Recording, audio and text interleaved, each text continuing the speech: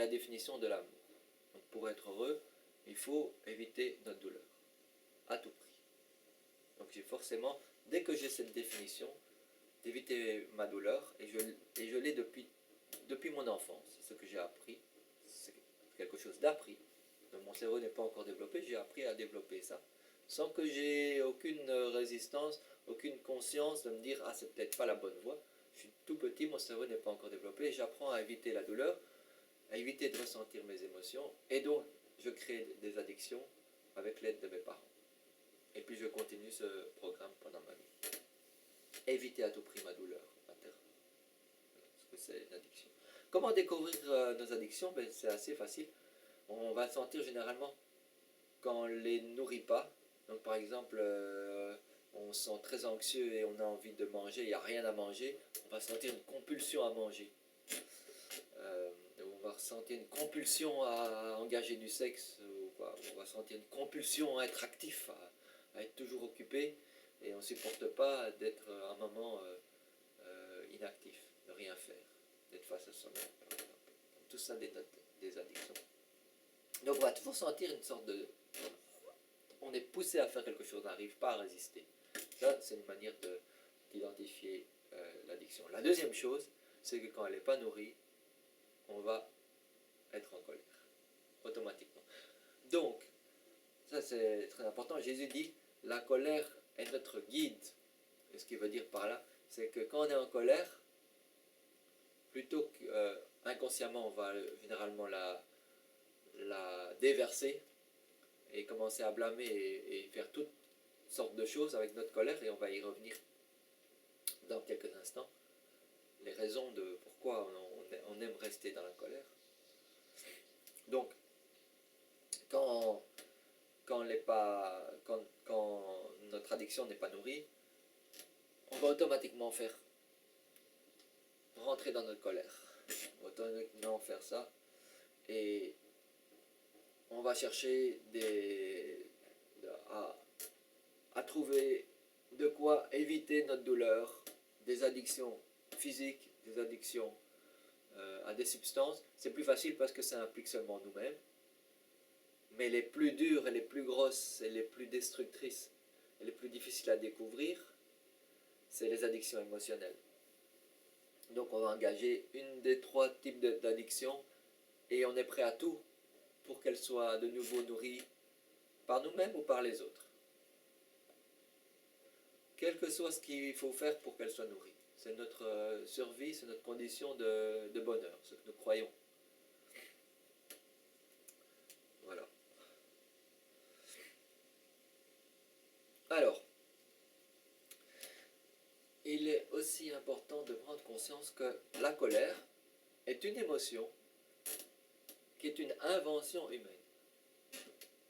Autrement dit, la colère est une émotion qui n'existe pas dans l'âme de Dieu.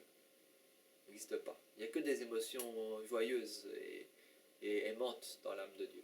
Il n'y a pas d'émotions douloureuses dans l'âme de Dieu. Donc c'est une émotion que l'homme a imaginée, a créée, a développée. Ça c'est très important à comprendre. Donc c'est pas en harmonie avec les lois de Dieu. C'est pas en harmonie avec ce que Dieu ressent. Donc c'est ce qu'on appelle un péché. Donc ça enfreint les lois de l'amour de soi et des autres, d'être en colère. C'est très important de comprendre que ça viole le principe d'amour, la colère. Et c'est la définition d'un péché, donc chaque fois qu'on enfreint une loi d'amour, ou qu'on agit en désharmonie avec l'amour ou la vérité, ça va créer de la douleur dans notre âme. Donc la colère, quand on la supprime ou on la projette sur les autres, crée de la douleur dans notre âme. Qu'elle soit donc supprimée ou exprimée ouvertement. Elle crée de la dégradation de notre âme, elle endommage notre âme, elle endommage l'âme des autres. Donc, tant qu'on reste dans notre état d'addiction et de colère, on suit une route de dégradation. Dans cet état, aucune véritable joie n'est possible. Aucune progression de notre âme n'est possible. Aucune relation avec Dieu n'est possible. En tout cas, sur les sujets où on est dans cet état. Maintenant, une toute petite remarque, il y a des sujets des domaines où on a des moins grandes peurs associées et on va avoir plus facile, où on a moins d'addiction et moins de colère, et on va avoir plus facile à déconstruire et à ressentir notre peur parce qu'elle va être moins forte. Donc on va avoir tendance, et ça une petite remarque d'expérience, au début quand on découvre le chemin de l'amour divin, on va aller vers ces émotions qui sont plus faciles et on va vivre une ou deux fois un petit sentiment de déconstruction où on ressent nos peurs. Mais après on va arriver à des plus grands blocs. Après quelques mois et les années qui suivent, on arrive à des plus grands blocs et là on ne veut pas.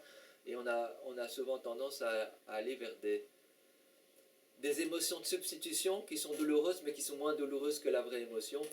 Et on invente toutes sortes de choses pour ne pas ressentir ce qui a réellement la vraie peur de notre âme. Et notre mental, il est très très fort. Parce que tant qu'on n'est pas sincère sur on ne veut pas ressentir notre douleur, on ne veut pas ressentir notre colère et ce genre de choses-là, ben on va inventer toutes sortes de mécanismes et on ne va pas progresser et on ne va pas bouger. Donc je vais y revenir plus loin, mais la sincérité, c'est quelque chose de découvrir ce qui se passe réellement tel que Dieu le voit. C'est quelque chose d'extrêmement important et qui prend du temps. Prend du temps de déconstruire la façade. Voilà. Ça, c'est mon expérience et l'expérience de la plupart des gens que je rencontre voilà, autour de moi. Ça met du temps, ça met des années.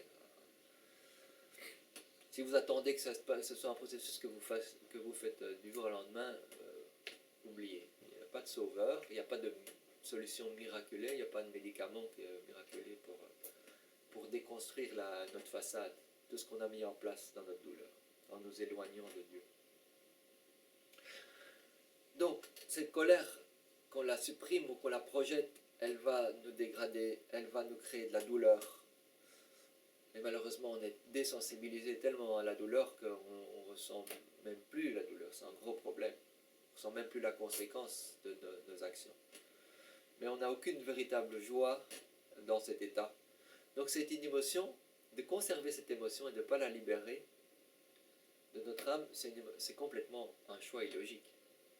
Quand on découvre ça et on a ça dans son cœur de ce que fait la colère et de ce qu'elle crée en nous et tous les dégâts, ben on se dit mais c'est complètement illogique et pourtant je veux rester en colère. Et pourtant tout le monde l'exprime, la supprime, y compris moi-même.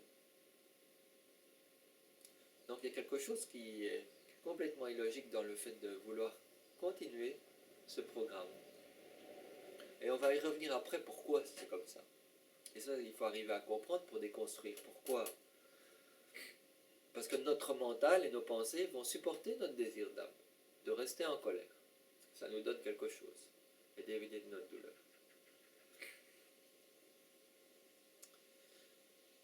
Alors, point suivant, c'est aussi un point très important, c'est qu'il y a deux grands types de colère. Il y a la colère d'enfant. Donc il y a une colère qui a été créée dans notre enfant et qu'on peut voir qui arrive vers les 2-3 ans. Quand un enfant a été tellement harcelé, abusé, etc., dans des situations punies pour des injustices, parfois il développe des crises de colère. Et ça c'est une chose. Et deuxièmement, il apprend très tôt des fausses définitions de l'amour, des addictions de ses parents. Qu'est-ce qui est... par exemple, voilà, maman va me projeter toutes sortes d'émotions qu'elle me désire et qu'elle m'aime et que je suis voilà, que j'ai plus de valeur que les autres enfants et toutes ces choses là et puis je crois que je vais développer une attente qu'elle me projette ces émotions là parce que je crois que c'est la manière de m'aimer. Et mon papa il va me donner des cadeaux, me donner de l'argent et ça c'est la manière dont il m'aime. Donc c'est des addictions qui sont développées par la fausse définition de l'amour de mes parents. Et tout petit, je vais apprendre ça. Et quand je reçois pas de cadeau et les autres reçoivent un cadeau, je vais me sentir pas aimé. Et je vais avoir de la colère, mon addiction. Ou quand maman ne me fait pas à manger, je vais développer de la colère. Si j'ai l'habitude que c'est de l'amour quand elle me fait à manger. Ou quand maman retire son amour de moi parce qu'elle a peur, et puis je sens qu'elle n'est plus là, ben je vais me sentir en colère. Voilà, parce que j'avais pris l'habitude de ressentir qu'elle a besoin, qu'elle me désire. Alors là, elle est absente et je vais me sentir en colère. Je vais avoir peur, mais si c'est une addiction que j'ai développée, une attente qu'elle me traite d'une certaine manière, je vais développer la colère et je vais faire une crise. Ça, c'est mes crises d'enfant. Et généralement, quand un enfant ressent la colère, c'est c'est très bref. Il hurle, il crie, il plonge sur le sol, il s'en fiche de ce que les autres en pensent et il part en pleurs, et il ressent la douleur de sa colère et il part en pleurs après 30 secondes. C'est très rapide, il ressent naturellement très facilement sa colère et la libère très facilement, d'une manière aimante, sans la projeter sur personne. Et la plupart du temps, malheureusement, ce qui se passe, c'est elle est supprimée sous l'influence des parents qui ne supportent pas ça. Et donc à ce moment-là, et ça crée un problème, c'est que la colère reste bloquée. Donc l'enfant apprend à ne pas à résister à sa colère et à supprimer sa colère. Et donc elle reste bloquée dans notre âme aussi longtemps dans notre vie qu'on va la libérer. Donc le premier type de colère, c'est une manière de ressentir comme l'enfant qui est, on ressent réellement la douleur de la colère, on part rapidement dans les pleurs, c'est très rapide. Et ça c'est une manière tout à fait aimante qui ne crée aucun de dégâts. Au contraire, qui va créer beaucoup de joie. La deuxième manière, c'est la colère que nous, adultes, on a développée beaucoup. Et c'est celle dont je parle ici et dont Majda parle. Et ça, c'est une colère qui est un choix d'être en colère, un choix de vouloir se sentir en contrôle et puissant, un choix de vouloir blâmer ou faire du mal aux autres, plutôt d'éviter de ressentir notre douleur. Et malheureusement, donc très souvent, un désir de suppression et de résistance à notre douleur, un désir de ne pas la libérer de manière aimante. Et donc, dans les premières tentatives, quand on va essayer de ressentir notre colère, ben on va avoir tendance, tant que notre âme ne veut pas la libérer, on va avoir tendance à rester dedans. Et ça peut durer des heures, des jours, et il n'y a rien qui change. Et en fait, on vit dans notre colère, on ne libère rien du tout. Et ça, c'est très, très néfaste. C'est très néfaste de le faire sans un désir, au moins un désir et une intention de ressentir ce qu'il y a dans la colère et ce qui nourrit la colère, ce qui est en dessous de la colère. Quelle est mon addiction en dessous de la colère? Quelle est ma peur en dessous de la colère? Et de découvrir ce qu'il y a. Et donc ça, c'est une tentation qu'on peut avoir et de voir que quand on part dans cette colère et on ne ressent pas rapidement la douleur de la colère, comme elle crée de la douleur chez moi et chez les autres,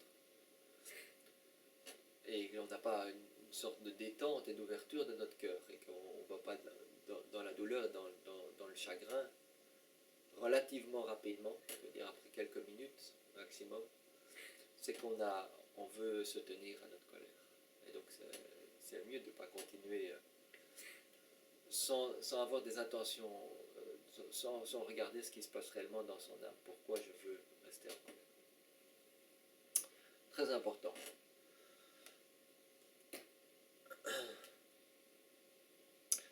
En tant qu'adulte, le désir de blâmer ou de supprimer notre colère, c'est un désir de ne pas prendre la responsabilité de notre émotion, de ne pas être responsable de soi. C'est un gros problème, la responsabilité de soi, parce que toute la loi de compensation est basée sur le principe de responsabilité de soi. Si on veut être responsable de soi, on va avoir des compensations positives et de la joie, et si on ne veut pas être responsable de soi dans des situations de notre vie, on va avoir de la douleur à tous les coups. J'espère faire une vidéo dans le futur à ce sujet-là parce que c'est tellement important de comprendre. Alors, les raisons de la colère. Alors, il y a plein de raisons, mais il y a 4 grandes raisons que Jésus a identifiées, à citer. La première, c'est une volonté de contrôler et de manipuler mon environnement pour qu'il nourrisse de nouveau mon addiction. Donc, je suis dans une situation où, personnellement, je me sens rejeté et inutile par une femme, par exemple dans mon environnement professionnel. Voilà, elle est fâchée sur moi, elle veut plus, elle me renvoie elle veut plus que je l'aide. Parce que pour moi, aider une femme, c'est de l'amour, c'est être utile. et je me sens complètement inutile, non désiré. Mon addiction n'est pas assouvie. Et je vais sentir une sorte de... j'ai envie qu'elle... de, de déverser ma colère pour qu'elle renourrisse mon addiction. Ça, c'est la première raison d'être en colère. Je veux contrôler l'autre pour qu'il nourrisse mon addiction. Ma femme ne me fait pas à manger, je vais déverser ma colère pour qu'elle... Elle ait tellement peur qu'elle aille me faire à manger. L'autre raison, elle est encore beaucoup plus dommageable. Ça, c'est vraiment une condition des enfers automatiques. C'est, je veux punir mon environnement. Donc, pas seulement je veux le contrôler pour qu'il renourrisse ma colère, mais je veux le punir parce qu'il n'a pas nourri ma colère.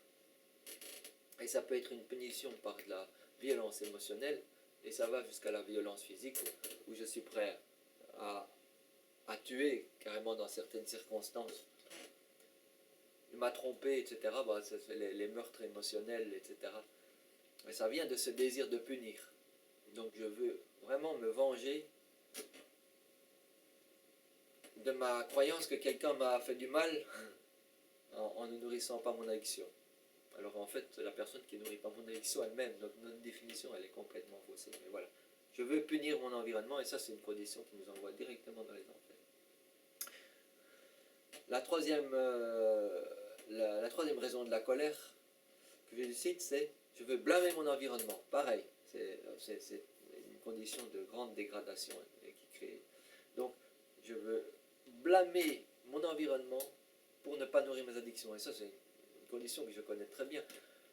Parce que en nourrissant de moins en moins de mes addictions, je sens toute cette colère et puis je veux la projeter sur la faute du monde et je veux que le monde me sauve et que le monde et que les gens m'aident à éviter ma douleur, etc. Et j'ai tout ce blâme du monde et de mon environnement, une condition très de grande dégradation de mon âme et voilà, qui fait beaucoup de mal au monde. Et ce qui est important aussi à découvrir, voilà. Je blâme le monde de ne pas nourrir mes addictions. Je justifie ma colère et je me sens une victime des autres. C'est-à-dire c'est les autres qui sont responsables de me faire me sentir bien. Vraiment. Je blâme les autres, je veux juste utiliser les autres pour me sentir bien. C'est tellement égoïste. C'est important de le comprendre sans le juger, mais de comprendre vraiment voilà, la raison qu'il y a derrière, pourquoi je veux rester en colère et pourquoi je veux être en colère. La quatrième chose qui est très fréquente, c'est un sentiment de me sentir puissant et en contrôle quand je suis en colère. Et ça, on voit beaucoup chez les hommes. Et moi, je vois beaucoup, notamment sur les chantiers, le chantier de construction. Ou bien, je fais quelque chose de travers, ou je cloue quelqu'un, et je vais aller en colère, parce que ça, c'est plutôt que me sentir impuissant ou incapable, ou que j'arrive pas à faire quelque chose, et de me sentir mon impuissance. Et ça vient souvent depuis mon enfance, où je me suis senti très souvent impuissant, tout petit, devant les grands adultes. Impuissant devant les grands adultes, souvent même voilà, qui m'imposaient des choses, ou voilà, qui étaient parfois violents, etc. Et ce sentiment d'impuissance, je veux l'éviter à tout prix. Et donc cette colère me donne des sentiments de puissance et de contrôle. Une peur, en fait, derrière de me sentir impuissant, une peur de me sentir faible. Et c'est complètement lié à des fausses croyances de notre enfance sur quelle est la vraie, puis qu'est-ce que c'est être vraiment puissant et qu'est-ce que c'est être vraiment faible. Parce que la vérité, selon Dieu, c'est que quand je ressens mon émotion, c'est là que je suis le plus puissant. D'abord, le courage de ressentir sa peur, etc., ça demande beaucoup de courage. Mais quand je ressens ma peur à ce moment-là, elle n'influence plus le monde, elle n'influence plus ma vie de manière négative, etc. Et à ce moment-là, je deviens conscient de ce qu'il y a en moi, je la libère, je deviens conscient de ce qu'il y a chez les autres, et je suis mon âme a grandi, s'est développée, est beaucoup plus puissante, et beaucoup plus en harmonie avec l'amour. Donc quand je ressens en fait ma colère ou les autres émotions douloureuses, je suis dans une situation de beaucoup plus grande puissance, alors que j'ai l'impression que quand je suis en colère, je m'y accroche, ben c'est là que je suis en puissance. Notre définition est complètement fausse croyance au niveau des émotions. Alors voilà un peu pour l'introduction au niveau de la colère. Et je vais clôturer donc cette première partie de la réponse à la question. Et dans la seconde partie, je vais aborder nos raisons, nos justifications à ne pas ressentir notre colère. Autrement dit, si je ne la ressens pas automatiquement, ça veut dire que j'ai des obstacles. Pourquoi je veux rester en colère? Pourquoi je ne veux pas la ressentir? Ou pourquoi je veux la supprimer? Et ensuite, nous allons voir comment la ressentir et de manière aimante. Et quelles sont les différentes étapes pour la ressentir. Et ensuite, donc, je répondrai à la question de Majda.